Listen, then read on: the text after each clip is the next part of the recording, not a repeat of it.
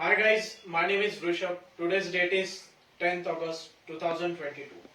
Today we are going to learn what is the exception object in the Java programming, when the exception object is created. So when we talking about the exception, when we going to handle the exception.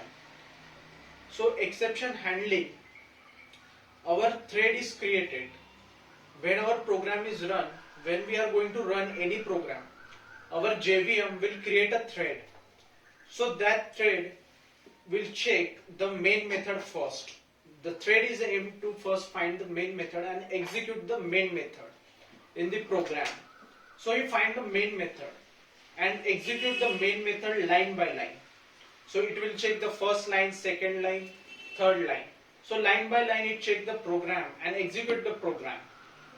So when the exception is created, exception is occurred in the Java. Suppose I write integer a is equal to 10, int b is equal to 0, and I want to divide a by 0, 10 by 0. So of course it will give you an exception. So exception, in the type of the exception, it is considered as an arithmetic exception. So arithmetic exception, when it is occurred, it will show the exception name and stack trace description. So in this way our exception object is created. So which line the exception is occurred, so that method, so within the method, whatever the method is exception is occurred, that method will create an exception object. So that exception object is basically consists of the exception name first, second is the description of that exception, and third one is the stack trace. Means that which line that exception is occurred, that stack trace is provide that address. So this way the object is created. So we going to handle this exception. There is the two keywords, 2 to 3 4 keywords, that first is try, catch, throw, and finally. So we use the try and catch. So in this way, whatever the exception, our default code, whether the exception is occurred in that code, we have to write that code in the try block, and we have to give the description of that exception of that particular type of the method which we write, particular type of a code, whether the exception is found, we have to write that definition in the catch block. So in the catch block we have to define exception and the variable name which is defined to that exception.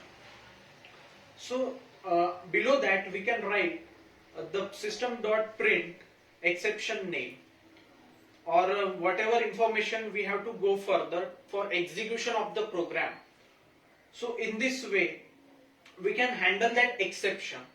For printing of that exception, there are the various methods for that object printing. So exception object is created. For printing that object, we have the methods, various type of. So in that catch method, I can write e dot get message, or first we write e dot print stack trace. So print stack trace is a variously, it is used multiple times, means it is the very popular method we can use. So this will give then output, as an output, exception name and exception description and stack trace, means that line number of that exception is created. So after that, if I directly print e or e dot stack parenthesis e dot string, so e dot string, this method will provide, which will give the output only the string, only the exception name and the description.